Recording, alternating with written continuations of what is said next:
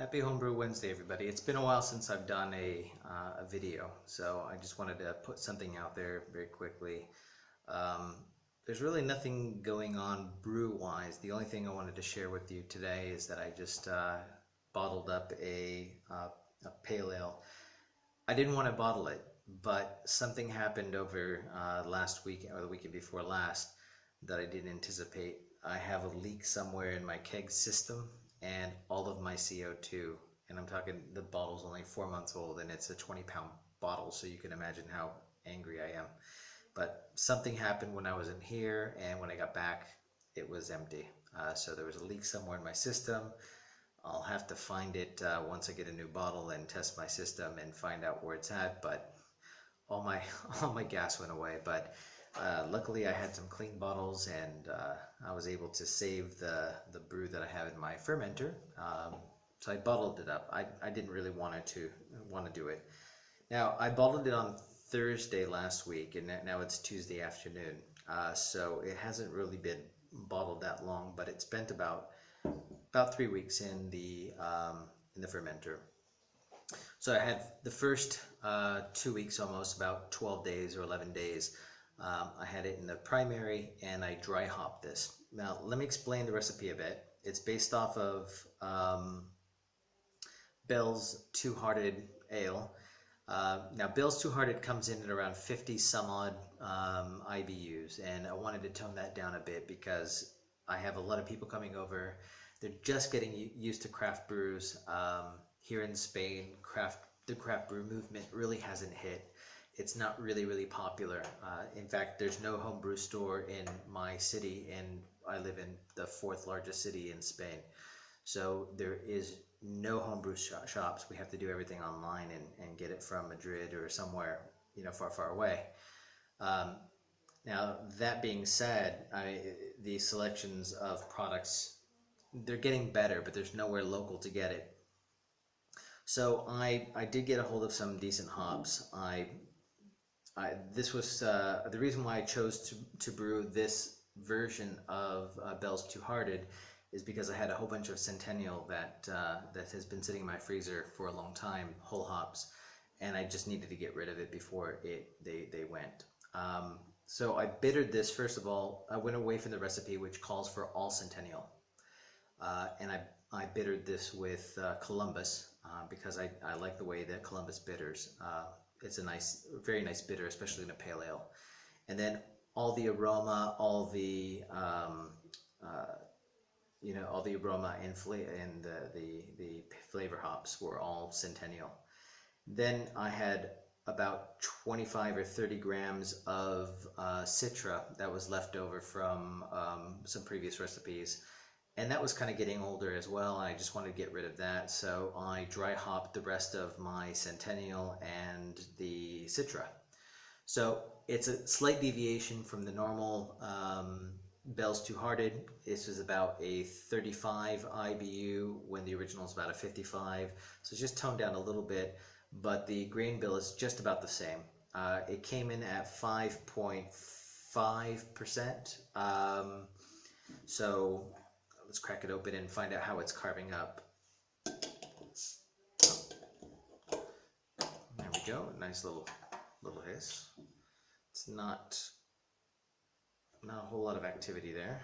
It's still really early, but like I told my wife, even if it's flat, I'm going to be happy because I really needed a beer. Okay, well, it's not bad. Actually, it's nice little bubbles.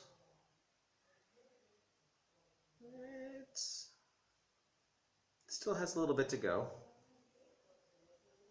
Wow. Good aroma.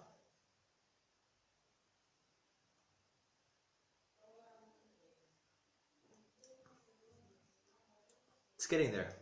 It's almost there. I think just a little bit longer in the bottle, but you see how that cleared up? And that's really clear. Not bad at all. Flavor's really good. I don't hit the Citra at all. And I think that's because the Citra was probably just a little bit older.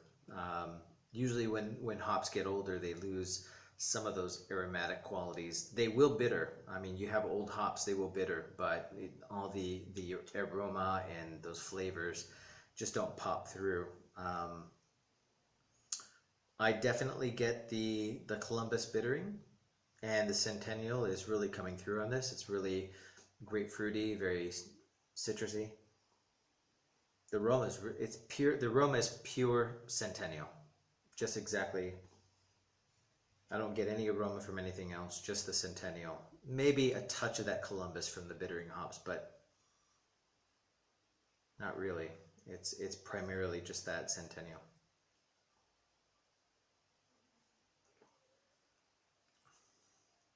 That's nice.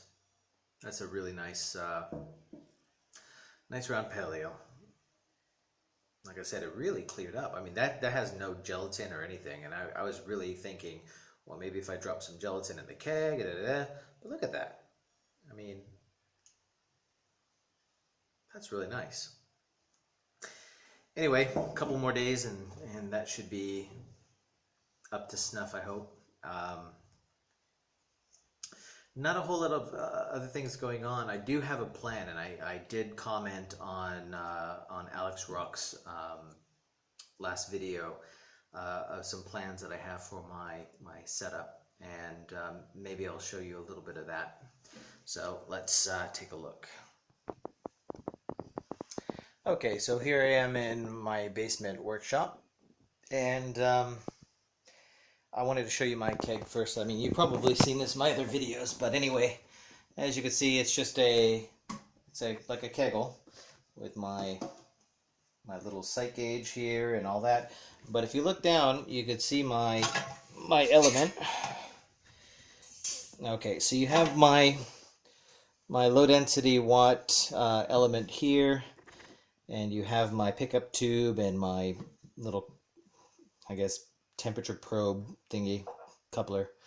What I wanted to do is convert this into something like what the Braumeister has, or what the Grainfather has. I'm going to put a grain tube in here and recirculate the mash, but I have two ideas, and I'd like to hear your thoughts on this.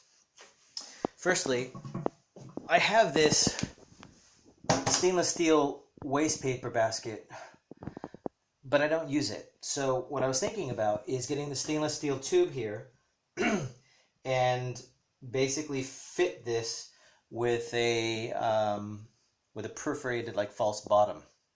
So on the top and the bottom, and then make a silicone gasket on the bottom here, right? And then get this top and put some feet on it, so this will sit on top of this. Drill a hole here. Now this is going to be the bottom, of course. Drill a hole here, put in a copper pipe, right? And there's two options that I have. Now the copper pipe is going to basically, so I could lower it into here, but the copper pipe, if I do from the bottom up like the Braumeister, the copper pipe will be the inlet for the wort going in. And then I'll make some holes, some perforated holes at the bottom of the copper pipe, at the very bottom of where all the grains are down here. And those holes will, of course, let the mash water, or the wort, go through, and then lift up, and then pour over the sides, of course, recirculating it from the bottom up. The other way I could do it is the same way, but instead of doing, putting the vest or the pipe on top of this, forcing the liquid up, have just put legs on this, keep the perforated portions, the perforated discs in there, make the wort go down from the top down through, like gravity feeding, like the Grainfather does. Now, don't know. It's just a thought of what I wanted to do. It's not that I'm trying to make everything automated, but I'm really tired of dealing with a bag for the brew in the bag. When I do bigger brews, it's lifting up a 72 degree or very hot 72 degree centigrade bag full of hot grains and draining that out and putting it into a bucket, and it's getting a little tiresome. I'm trying to make my life a little bit easier, and I think that when I watch a Braumeister video or something with a grain father, I like the concept of having, because I don't have a mash tun, having something to basically encapsulate all those grains and then lifting it up, and then of course maybe putting a copper, little copper rack there to put the vessel on once you pull it out of the vessel, and then sparge. Does that make any sense? Anybody know what I'm talking about? Anyway, regardless. So the concept of this is I do have my electric element there. By having feet on this thing, I'm actually lifting it above that element.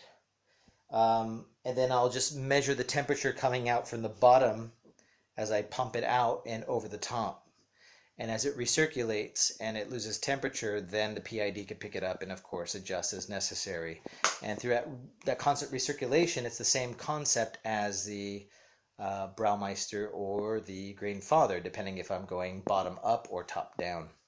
So I'm not sure how I'm going to do this yet. If I do it from the bottom up, it's just as easy as the top down, but I just don't know if it would just be easier one way or the other. I don't know, but that's my thoughts.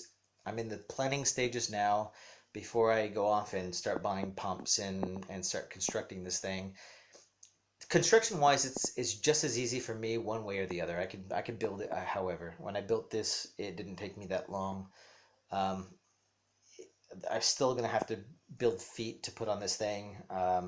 Whether or not I use the tube that goes down the bottom as an overflow tube like the Grainfather has, or make it as the wore-in tube, makes no difference to me. I could do it either way, but I was just wondering if anybody had any thoughts on how I should do that. Now I can see it's getting up to 12.5 minutes, so I'm going to cut this off now, and happy Homebrew Wednesday. I look forward to your comments. Share this with other brewers and see if they have any thoughts or ideas, or if you use a Grainfather or if you use a Braumeister. Let me know how you like the system and the efficiencies. I'm just looking to do things just a little bit different. Now that I have a little one running around asking for my attention a lot, I just don't want to spend 5, 6, 7 hours doing a brew day. I want to make it as easy as possible. But your thoughts and comments appreciated. Cheers, everybody.